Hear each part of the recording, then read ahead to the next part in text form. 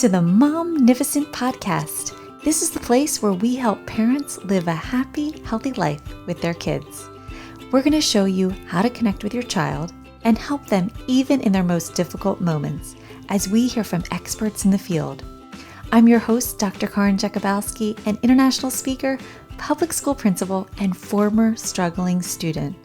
The Momnificent Podcast equips parents with science-based strategies to help you live a happy, healthy life with your kids. Welcome. Dr. Norrine Russell is passionate about providing support to frustrated students and weary parents, and she is fueled by her own experience of raising two complex children who are both neurologically atypical. Her children's diagnoses include autism, mood disorders, ADHD, giftedness, and learning differences. Dr. Russell knows firsthand the exhaustion you face day in and day out, seeking solutions for your out-of-the-box child. She has created programs that help youth develop social, emotional, and leadership skills. Dr. Russell, welcome to Momnificent. I am so thrilled to be here. Thank you for having me. You are welcome. Could you start out by sharing with us how this all started for you and what your journey has been that has led you to your work with kids and parents today? Absolutely. So I think that I have always been someone who wants to grow and wants to learn and wants to help others. And when I was in college, I knew I didn't really want to work on the therapy side of things, but I knew that I wanted to help people and I knew I wanted to help people grow. And so ultimately, I ended up getting my bachelor's degree and then a graduate degree in psychology with a focus on developmental psychology. So how do people grow? How do they grow physically, socially, cognitive, emotionally? And that really sums up what I care about in the world is how do we help people be their best, most healthy, most resilient, productive self? And I took that education, and at first I was in academia. I was in higher ed, which I absolutely loved. And then my second career was in nonprofit, which I also loved, and spent some time in Minnesota doing that, some time in New York, and then some time here in Florida, running agencies and organizations that helped youth to develop social and emotional skills, leadership skills. And then when I had my son, things get a little bit more complicated. And so I retired from nonprofit work and began working with students and parents in a one-on-one way.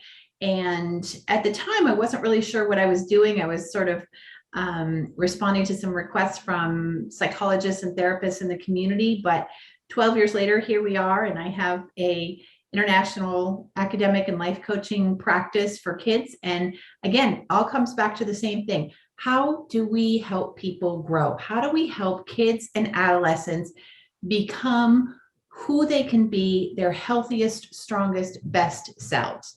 So that's sort of my journey in a nutshell. And then, of course, having two children who are atypical is part of my journey as well. And I love that you created this because so many times we know life coaches and we typically think of them for adults. But I love that I brought you on this show just to share with more people like, hey, there is coaching for kids and there is help for parents, especially kind of with their kids. And I think it's an area that I'm just excited to share with more and more people to see if it'll help others. Well, and I think it's really important, especially for parents of kids with ADHD, to understand what are the resources out there. I have to tell you that I really started doing this work with a healthy amount of skepticism about coaching. And I would still say to parents, be cautious, right? Coaching is an unlicensed profession. Make sure you know what you're getting. What I say to the parents who come and talk with us and who work with us is, our practice is built on scientific principles. It's built on programs that are evidence-based. But I was a skeptic about coaching. I have to tell you that. And now I love it. It totally fits my healthy resiliency frame of mind. And I love what we do. And I think more parents of kids with ADHD should be familiar with coaching because it really offers something different from therapy or tutoring. And we need as many tools in our toolbox as we possibly can have. We really do. And just recently, I was giving a webinar, and at the end, a parent was like, "Thank you so much, because I just need any tools I can take to help me with this." Nobody gives you a manual on here's your kid, right? Nobody gives you a manual on marriage. Nobody gives you a manual. We're all fumbling our way through it. And so, I just love it. And I'll give you an opportunity to speak more about what that coaching looks like more at the end. So your work includes supporting parents and kids with ADHD, like you said. Can you share with us what it's really like for a kid to have ADHD? Can you just help us step into their shoes for a minute and just give us that perspective? Sure. So what I would say from 12 years of working with kids with ADHD and from parenting too, is that I think there are two things that characterize kids' experiences being a person with ADHD. First, there's a tremendous amount of negative feedback.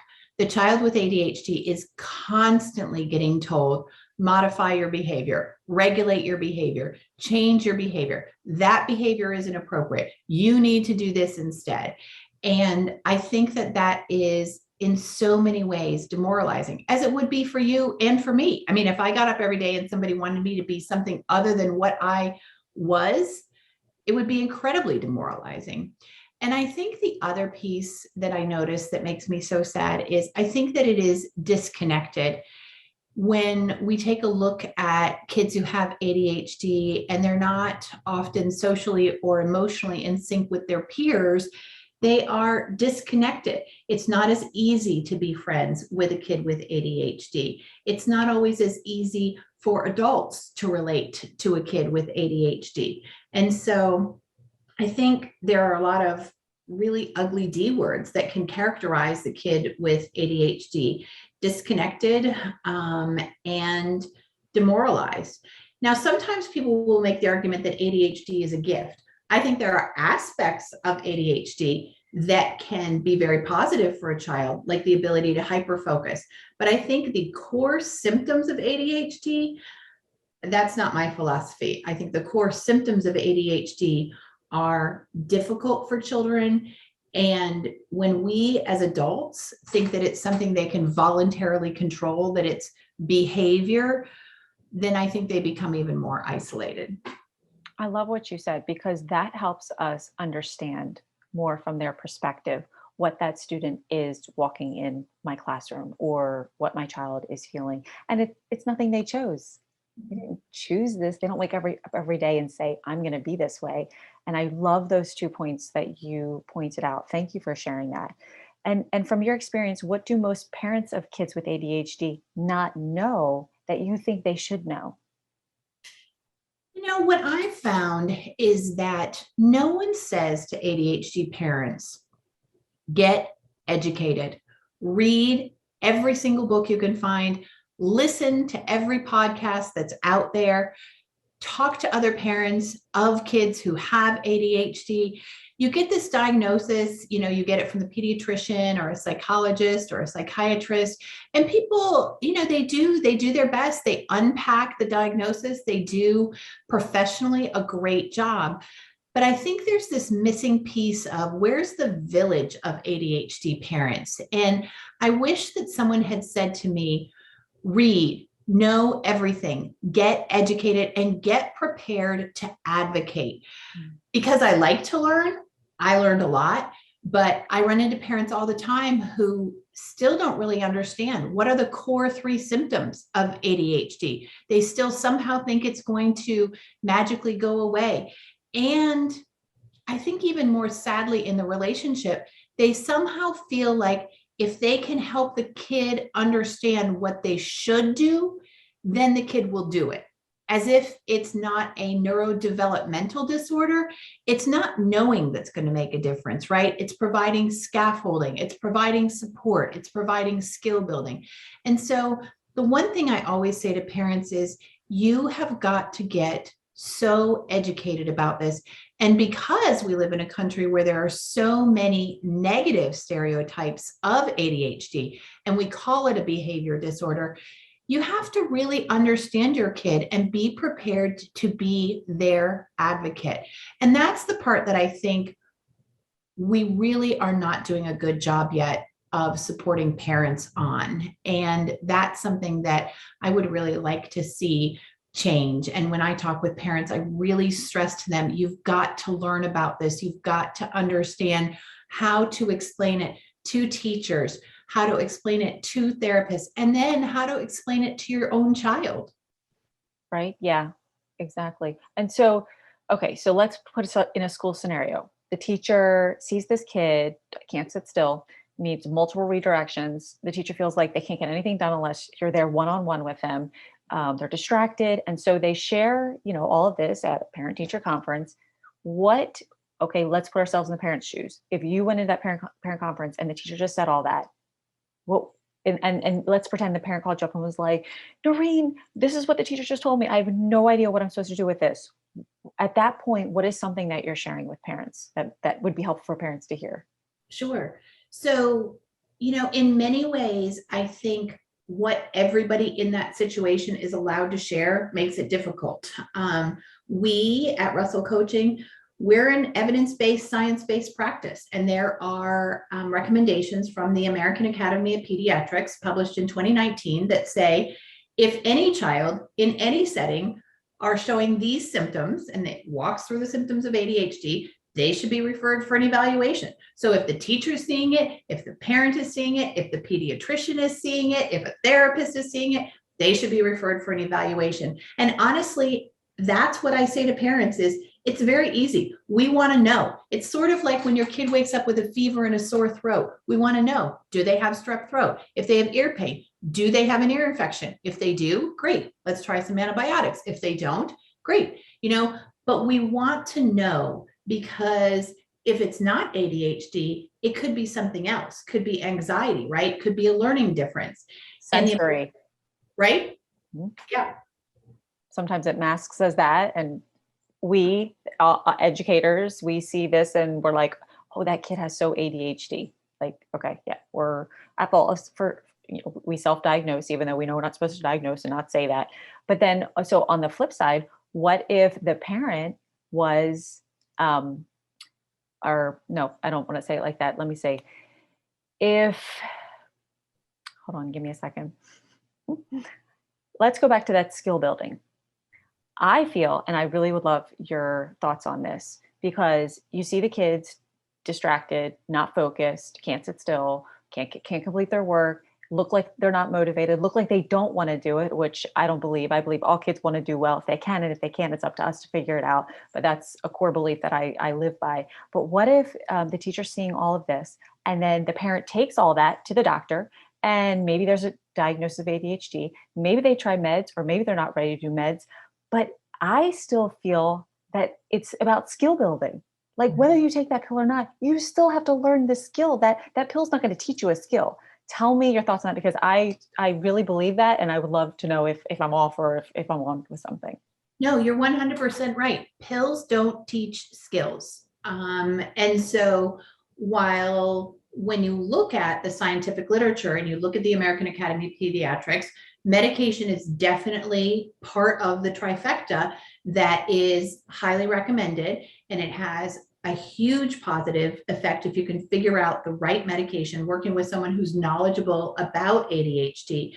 The fact is that it doesn't, it treats the symptoms during the time it's effective, right? But it's not a cure for the neurodevelopmental disorder. And so often what we see, and your teachers may see this, we'll see kids who are behind in certain skills, right? Or we'll see them behind in social and emotional development.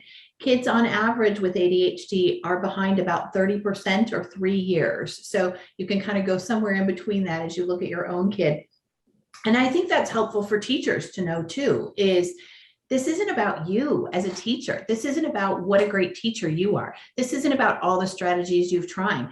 if you have, a child in your classroom who's 11, but really developmentally is at a skill level of 8, that's not about you, and you've got to do the best you can do, but there are going to be some limitations to what that student can do without some intensive skill building. And so, yes, I am 100% on board with, we have to teach skills, and we have to teach skills based on where is that student at right now. We have to go to where they're at, meet them there, and then bring them along. And I have to admit, I feel for teachers. This isn't always possible when you have a classroom full of 18 or 22 students. You can't meet each student individually. And I think that's, again, where that homeschool partnership comes into play. What does the student need for a student support plan, a 504, an IEP?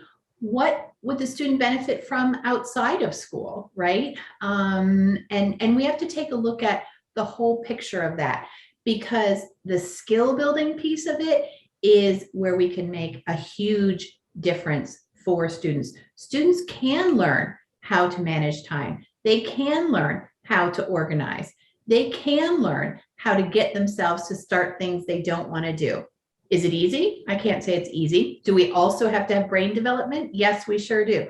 But there's lots and lots of strategies to try to teach these skills. One of the things that I think would be great at schools is, if we could pull kids who need executive functioning coaching into a club or a group, or, some kind of skill building group like they do with social skills, and teach those skills and coach those skills. So we're not having to do it with each student individually, but that the students together can say, hey, this is what I do, and this is what I do. And we can try to work on the core set of executive functioning skills. Because that's what we do in math. When you have a learning disability academically, what do? We put you in small group. What do you not know? Oh, your math facts. Okay, we're going to drill and drill and drill and learn that skill.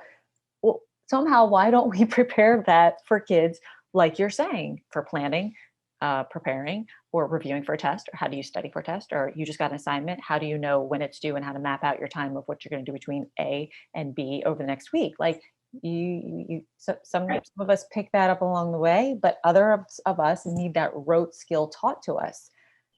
And maybe that's what we're seeing the lack of, that just gets us frustrated, because the pill might work for a while, or, oh, wow, maybe a honeymoon period, or you got to change it, or they grow and then it's not working, because we know they have to try different ones till they get to the point where the right match is the right, fit for them. And so you were saying most parents don't know the three signs of ADHD. Can you tell us those, in case someone listening is like, wait, what was that? I'm not sure if I know those. Sure. So licensed medical and psychological professionals who do evaluations for ADHD look for 3 core symptoms. And the first of those is inability to regulate attention. And I think if there's one thing that parents walk away from this podcast understanding, is ADHD isn't the inability to pay attention. It is the inability of the brain to regulate attention, right? So you and I right now are totally locked into our focus on this podcast, right? I'm super excited about the questions you're asking. My brain is kind of going here and there and pulling together, who would be a good parent example of this? What information is really current? What would be great to talk about? And your brain is thinking, what questions do I want to ask her that would help parents and teachers, right? We're both locked in. But you know what, Karen? Neither one of us are telling our brains to focus, right? Neither one of us are having to make our brains focus. Our brains automatically are regulating attention. And that is the piece that is missing for people with ADHD. The brain doesn't automatically regulate attention to where it should be. So sure, they can pay attention. My goodness, we've all heard, well, he can pay attention to video games for 6 hours. She can pay attention to TikTok, all weekend long. Yes. All of us can pay attention for a long period of time to things that are highly rewarding, highly engaging, that are so incredibly high interest for us. Mm-hmm. But that doesn't mean that your kid with ADHD their brain will regulate to pay attention when they're in math class or ELA or PE or outside in the ball field when there's a lot of other things going on. That's the fundamental deficit. It's not the ability to pay attention. It's the brain's ability to regulate attention. Do you think that makes sense? Yeah, I think that was a really good way to put it. And because you explained it like that, it makes me kind of almost feel a little bit more sorry for kids with it. Like it gives me more understanding of it that I don't think I had before. So I think that's really helpful. And what are the other two pieces? The other two pieces are the impulsivity piece, which, impulsivity is knowing the right thing to do, but being unable to control that impulse in the moment, right? So your kid with impulsivity issues, which, that's the nature of ADHD, is going to do something they know isn't the right thing to do, and then they're going to feel terrible about it. So I see this all the time in kids. I know, it wasn't the right thing to do. And then it leads to that, feeling discouraged and feeling unmotivated because they can't get their brain to work the way they see their peers' brains around them working and the way that we often as adults expect them to be able to. So I think that's important to know. You don't fix impulsivity by telling your child or your teenager over and over again, that was the wrong decision. That was the wrong decision. You know better. You should make a better decision. They know all of that. What they need is help at the point of the decision making to pause and to think, okay, wait a second. I feel like I've been in this situation before. I need to step away and think about options and really focus on, waiting 10 minutes before I decide if I'm going to do this. And so that, I think, is the key part of the impulsivity. Parents and teachers need to understand the kids know better, just as you were saying earlier. They know better. They can't necessarily do better. They need help pausing. And then the third symptom is the hyperactivity piece, which can be physical, which I think is often what pops into our head, right? Is that little kid like running around the classroom or climbing every slide on the playground or whatever it is. But it can also be verbal, right? And so we've all known those kids who just never stop talking. Yeah. And so I'm gonna go back to that impulsivity because I'll just say, to our fault, we kind of look at that and say, well, they meant to do that. It comes across that way. And I think what you're saying is so good and helpful for us to stop. Like, what else would you say to a teacher to help them when that child, that student is just so impulsive? I mean, it can be draining. Like give these teachers one more tip of what they could do in that moment to help that child. Right. I think the single most important skill, and I think this is useful for all of your students, but I've heard it expressed like this: teach the pause, right? Teach the waiting moment, right? So we have a big decision to make today. Do you want to move on to math review, or are you all ready to take the quiz? I want you to pause. We're going to deliberately take a pause and write down, do you think you're ready, or what do you still need to learn, right?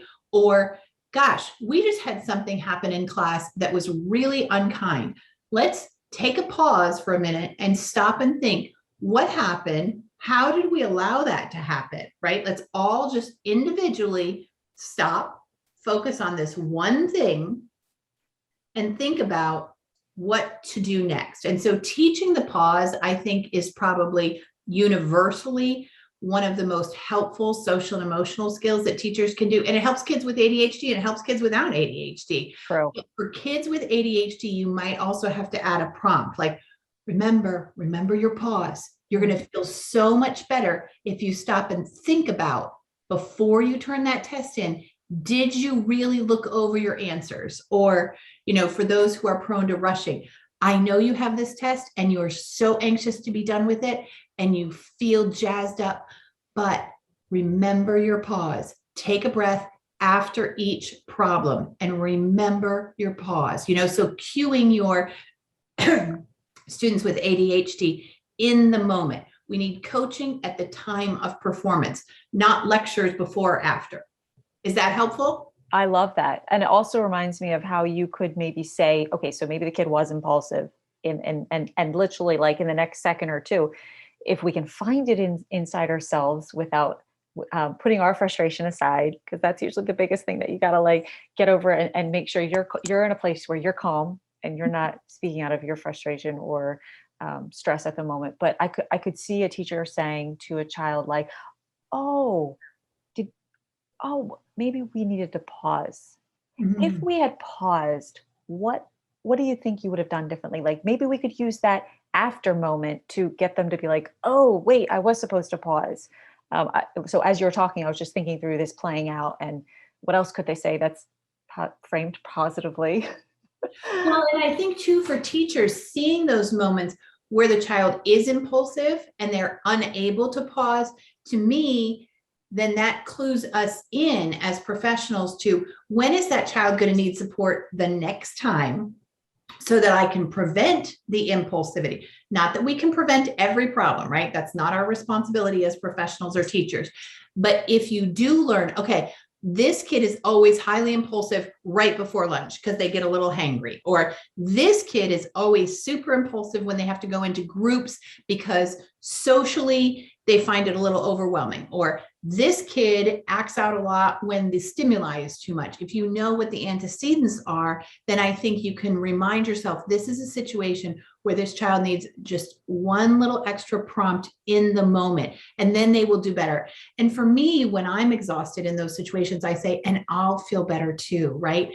If I can help the student manage this, that will feel great at the end of the day. Because and I do, ADHD kids are exhausting. They are frustrating. They are annoying. They don't mean to be annoying, but it is annoying. It's distracting. It's an energy suck. And I think, for people who are in your position as administrators, providing support for teachers to kind of unpack what are their experiences, to have a safe place to say, I was so aggravated in that moment, and to be able to discharge some of that energy so that they can start again with that student. It's just so important, right? And it's Yeah. not all about teaching behavioral strategies. It's about listening and being present with the teachers who, like the kids, want to do well. And it takes awareness, because how often do I hear they couldn't concentrate today at all, or like we make these general statements as if the kid's doing it every minute of that entire day, which isn't true, although it feels like it. But I love how you pointed out, okay, teachers, just in the next day, notice when they're being impulsive, and take like a note, what happened right before that. Like if we could narrow and pinpoint those situations, maybe we look for the situation to then start backpacking okay, what happened before that? Okay, what might they need right before that scenario or situation? It might even tell us more about the kid than we noticed before, because sometimes we just lump it in, they can't, they won't, they can't sit down, they never, finish. Well, it just comes out that we say it like that. But I like how you said, maybe we can just try to narrow down into that moment. Give me a moment. Tell me that one moment it happens tomorrow. Let's talk about what happened right before that. I think that was really helpful. And, even a 2-minute conversation, I notice that, in the period before lunch, things are really hard for you. Could we talk for 2 minutes at lunch about what would help? Maybe you have some ideas, I might have some ideas, but let's come up with something together. Is that a time when you need something to fidget with? Is it a time when maybe you need a sensory break? Really, kids are so smart. They can help us come up with solutions. I firmly believe that. They do well when they can, and they can be part of the collaborative problem-solving process. Yes, and that's what I do and believe in wholeheartedly percent. I always love telling kids, like, I noticed that, what's up with that?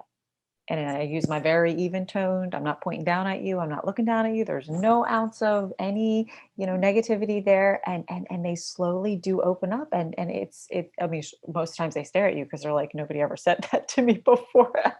But it's so fun when you can go try to get them to like kind of problem solve together. All right. So what should schools be doing better for atypical learners? You had something to share about that. You know, I have to say, I think schools are in such a difficult position. And as we look ahead to what impact COVID is going to have for the next several years, I mean, I think it's time to get real about this. This isn't going away. It wasn't a 6-month problem. It wasn't a 1-year problem. And I think we are going to be looking forward to several years of figuring out policies and preventions and figuring out how to get everyone on board with what we want to do as a community. So before COVID, I think schools were stretched thin, right? Resources were tight. Schools were becoming community centers, and bless their hearts, when schools have washing machines and they have breakfast and lunch and they're feeding kids in the summer, and we're doing counseling and we're doing academic interventions. I guess from my point of view as an advocate for kids who are atypical learners, I really wish that part of continuing education for every teacher was education on ADHD from a neurodevelopmental point of view, not how to manage it, not the behavioral aspect of it. Because I think in some ways that feeds into this, well, if they tried harder, if they just cared, if they could get themselves motivated. Well, you know what? Those things are completely inconsistent with the science of ADHD. And I guess if I had a magic wand, that's what I would want, is for teachers, administrators, guidance counselors, everybody in the school system to get trained on ADHD from a neurodevelopmental, neurogenetic point of view, so that we stop thinking of this as behavior and we start thinking of it as symptoms, and we start looking at what strategies do we need as a team, and stop putting it on the child. Well, they just don't care. I mean, I am so tired of hearing that. Well, if they cared, if they could get themselves motivated, you know what? That's what they want too. And we're the adults. So let's all sit down together and figure it out from a science-based point of view. So would you say that maybe we need more education for teachers? And here's why I say that, because here's the issue that I'll be really vulnerable that I see. The kid is acting out with all of the behaviors we just described about, that is like ADHD.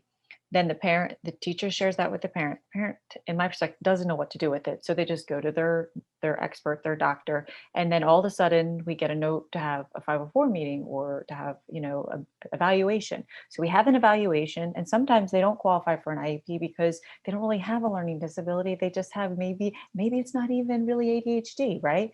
And then we find ourselves sitting at the table where we wrote a plan for doing what is best teaching practices anyway, that the teacher was probably doing 99.9% of them anyway. But now we've got something formal written that follows this child. And I just sit there and I'm like, is that what we wanted? Is that what was supposed to happen?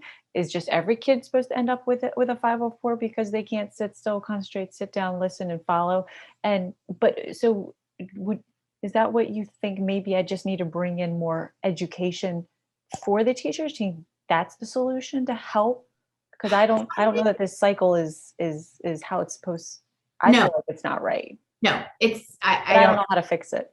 No, I don't think it's easily fixed. I would 100% agree with you. I think but I want to fix it. I know. And I feel like I'm doing something wrong because I haven't fixed it all these years. And I just hit up against it every year with my educational diagnostician. And I'm just like, oh man. All right. So what would you say?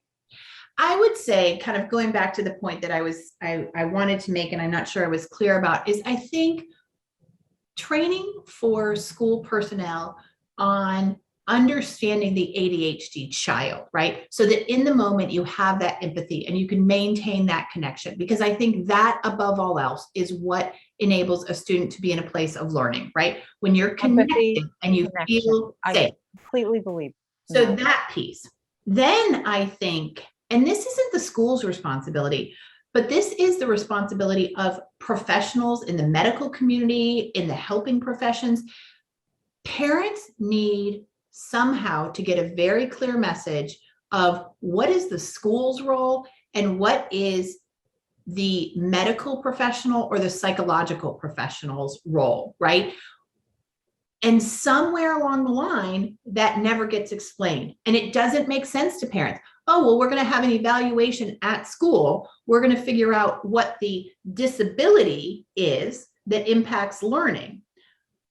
But that's a different process in some ways. And it's a different outcome than knowing that you've had a complete psychoeducational evaluation outside of school and you have a diagnosis, right?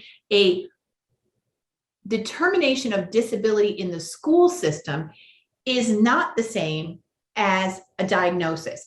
And it's that part that I truly believe we make very difficult in our systems. And there's not an easy place for parents to learn it. And so there's a real opportunity, I think, for organizations like CHAD and Attitude and the American Academy of Pediatrics and the American Psychological Association to be really clear with parents with pamphlets and education in the pediatrician's office. This is the responsibility of the school, and this is the responsibility of the parent. And I think until there's better messaging about that, and maybe schools can even message that on their websites, but it's not the responsibility of schools to do all of that, but they get caught, right? Your teachers, your guidance counselors get caught in, well, we can't diagnose, we can determine if there's a disability, but there's this whole other side of it. But parents go in thinking, well, the school's going to take care of it. If the kid just had a great 504, I mean, I read it almost every day. Well, that teacher doesn't know how to teach my kid. I'm not putting my kid on meds so that the teacher's job is easier. Whoa, whoa, whoa, whoa, whoa. We should be making decisions about that child's treatment in conjunction with the medical professional, right? And so I don't know that any one system can fix it. And then you know that when we've got all these multiple systems working together, it generally doesn't work. And that's why I go back to where we started is parents, if you think that your child may have ADHD or someone's suggesting that to you, and at some schools, they won't even say ADHD. They'll say trouble focusing, can't sit still. Yeah, and then, we're not, teachers know they're not supposed to say that out loud. Right. And so to the parent, I can easily see where the parent is thinking, well, they didn't say the kid has ADHD. They said he has trouble focusing. Doesn't every kid have trouble focusing? I mean, that's kind of what we hear all the time. And so I think there's a real need for public health messaging around this, because you and I, as individual actors within these systems, I don't know if we can do it, but public health. Norrine. Well, I appreciate you saying that because it helps me not feel so bad that I'm not the one helping change it for my staff. No. Because I really at times reflect and I'm like, I should be saying, maybe, I don't know, I need to do something different to help them. Or sometimes I feel like I say things and it's supposed to help, but it doesn't help. And we're right back there again, and sometimes God bless that little student, like maybe he is just the 7-year-old that has a lot of energy. Maybe he doesn't have ADHD. So sometimes I feel like maybe we need to broaden our perspective to allow for pick our battles and not, be oversensitive over like every little thing the kid, like maybe they're just being a kid and it's kind of hard sitting here all day for 7 hours because you and I do our natural breaks that are natural for us that we know to do because we've lived it long enough and the kid just hasn't learned that yet. So sometimes I struggle with maybe they are just a regular kid and they don't have ADHD even though they look like they might have all those symptoms. Well, and that's why we want the reliable and valid tools of a true evaluation. We don't know. I'm not qualified to say, right? I have students come, they've never had an evaluation. And first thing I'll often say is, we're struggling with this problem of work follow through. We're struggling with being able to get work done. We're struggling with focus. We don't know why, right? The first thing we need to know is why. If it was going to be easily corrected, it would have already been easily corrected. You wouldn't be at my office. So we need to know why. Is it anxiety? My gosh, like we need to know why. And now probably more than ever could be underlying symptoms of anxiety that might look like the symptoms of ADHD. So is this something that you do in your coaching? Maybe talk us through a little bit of your coaching. Like, what does that look like for you? Sure, sure. So in my coaching practice, what we focus on are teaching those life skills that are frequently referred to as executive functioning skills. It's how do you control your impulses? How do you manage your time? How do you prioritize what needs to get done? How do you organize your stuff? How do you start the things you don't want to start? How do you finish when you're tired? All of those things are executive functioning skills because they relate to the part of the brain that's kind of the mastermind of the brain. And so they're the executive of the brain. They're also the skills that executives need, but I think it's more apt to say that's really the executive skills in the brain. So we focus on that. And it's very applied, concrete, specific skill building. So for middle school, one of the things that we might do every week with a student is let's completely unpack your backpack and make sure that you have a place and a system for everything. Do you need a folder that's just for homework? Because it's too hard to put everything in a 3-ring binder or to manage 6 different notebooks during the day, but we'll take all of that out and we'll have the students set it on the table and we'll say, let's take a look at what's not working for you in this system. And it's always different, right? There's some kids who can't keep their pencil pouch organized. There's some kids who can't keep papers organized. There's some kids who've got math stuffed into science. But what we really do is hands-on, applied in the moment, what systems and solutions are going to work for you. And the same thing with, for example, getting started on things. So we have so many students who struggle with getting started on things. And of course, if you look up procrastination, you can find thousands of possible strategies. But our goal, right, the reason you come to coaching is to figure out what's going to work for you, right? So for some students, it's, well, I need a mini bag of M&Ms, the little Halloween treat bag size. And I'm going to sit down with that and a cup of ice water and some apples or cheese, and I'm going to get started. For some students, they have to tell themselves, I'm just going to do 10 minutes and then I can take a break. For some students, they have to say, when I get this done, then I can go to lacrosse practice.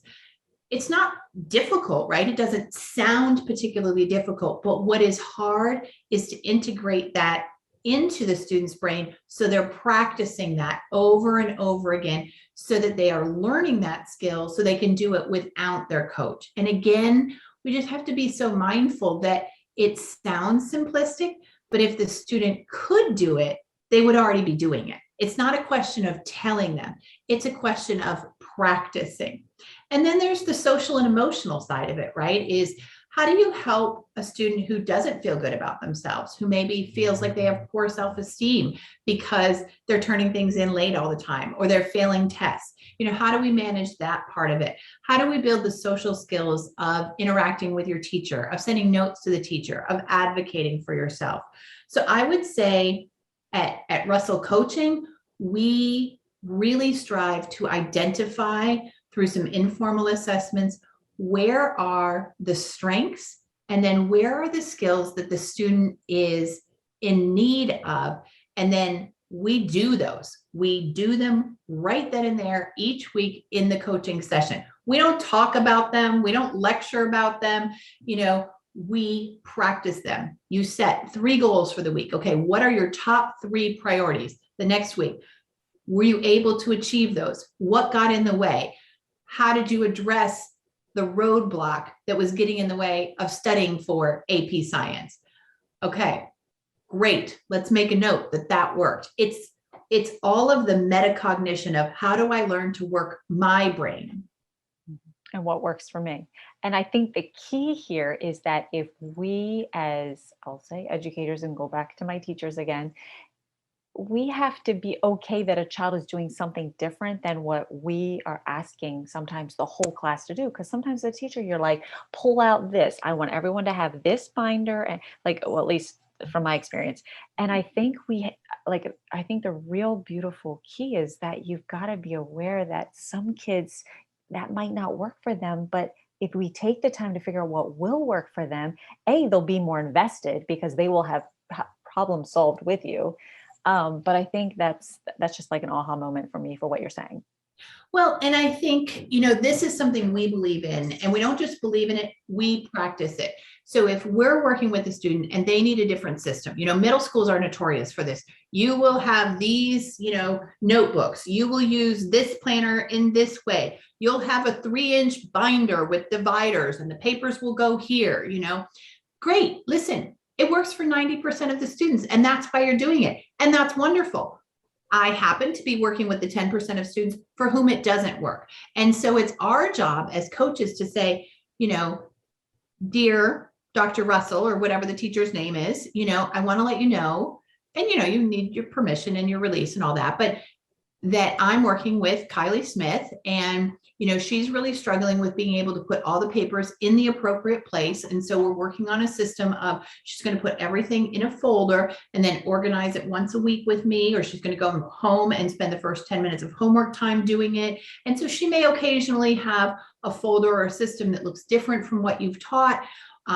When she's able to use the preferred classroom system, we're working toward that. But it's all about team, right? And communication. If you say to a teacher, this is why we're doing it this way, and this is what this student needs.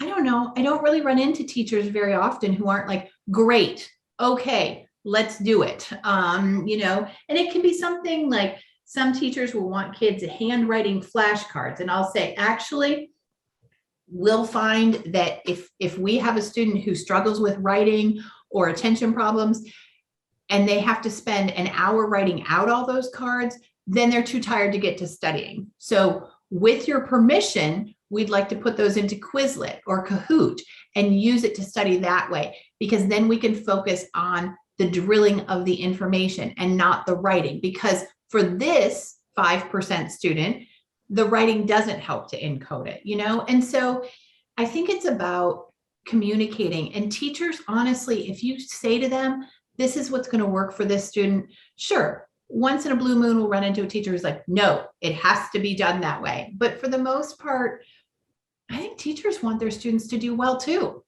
And I think also, I'll go back to another thought of that, just try it. Like, just be willing to try it. It might not work, but we won't know unless we try it. And if we try it and it doesn't work out, we know that didn't work. Right. And it's not a personal indictment, right? Your system of folders and binders and planners and colored pencils, it does work, right? It works for 90%. I'm working for the tiny minority for whom it doesn't work. And so listen, feel great. You're a great teacher. I hear great things about you. Don't take this personally. Don't take this as an indictment of, who you are. You're a great teacher. Just need to add in some accommodations here for this student whose brain works a little differently, or they're a little delayed in their ability to implement a more complicated organization system. It's not the end of the world. It is not the end of the world. And I can keep going on and on. I love listening to everything that you're saying. So I'm going to leave you with one more question before I close this out, but I'm going to invite you back on because I know you have a whole world in the world of autism to talk about, which I totally want to come back to that topic another time. But lastly, you offer a virtual study hall, and I'd love my parents and listeners to hear, what is that like? Sure, absolutely. So at Russell Coaching, we work with students who are middle school all the way through college and professional school. So our students get a coach who's their coach. We work one-on-one to do that skill building and skill assessment and helping the student learn how to work their brain. In addition to that, we offer virtual study hall, because one of the things we know about kids with ADHD is that it is hard to get started. It's hard to find motivation, and just being with someone else or checking in with someone will help them to have the structure they need without going to the point where we're engaging a tutor to reteach everything or to babysit them. So to me, you need a tutor when you need remediation, but I don't want a tutor taking my ADHD kid through all the material to avoid the fact that they have a hard time getting started. And virtual study hall is basically, it's an hour on Zoom. We do it every night, Monday through Thursday. The student can sign up for it. Their parent can sign them up for it. There's a coach who moderates it. The coach checks in.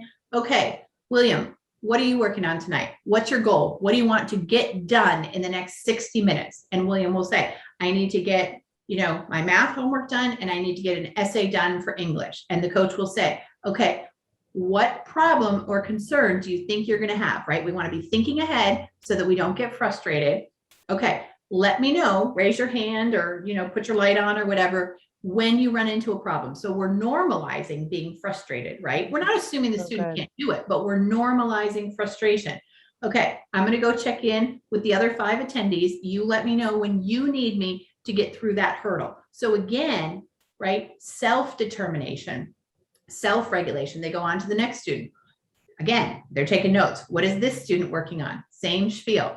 Let me know when you get stuck or when you need help, or if you just need to pause and get some motivation. Let me know what you need. So it's less support than a coaching session, than like a second or third coaching session a week, but it is enough support that the student is able to hold themselves accountable and to learn how to use the skills that they're getting in coaching with some scaffolding at the moment.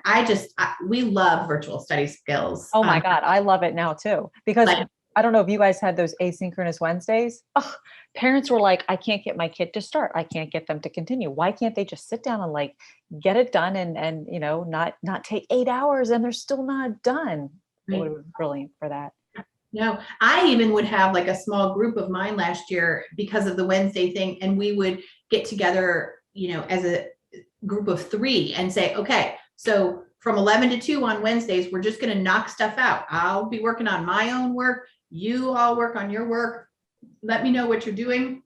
I'm going to follow the same accountability. I've got to figure out a marketing plan. I've got to run the budget numbers for last month. And then, every hour on the hour, somebody tell a joke or tell a funny story, or let's watch a video on YouTube, let's crack ourselves up with cat videos, So we love virtual study hall, and that is something that we offer to our coaching clients for a very nominal fee, and we'll keep doing it this year because I just think it's really such a great next step for students who are learning how to work their brain, to learn how to work their brain independently and not have the parent doing it for them, but not be one-on-one with the coach. Yeah. And sometimes, God bless the parents with the best of intentions, it just gets frustrating for them. Then they're frustrating and their kid's frustrating, and then they just throw up their hands.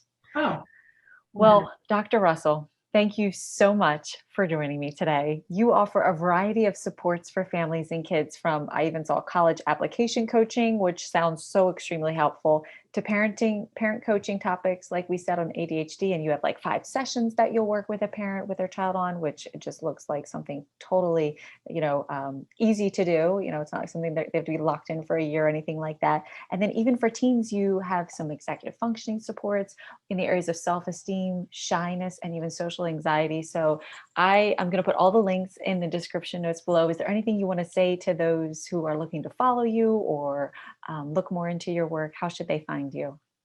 Sure. We're at russellcoaching.com, and our number, where you'll get a real person, is 212-716-1161. And you'll speak with Carla, who's our office manager, and she's wonderful.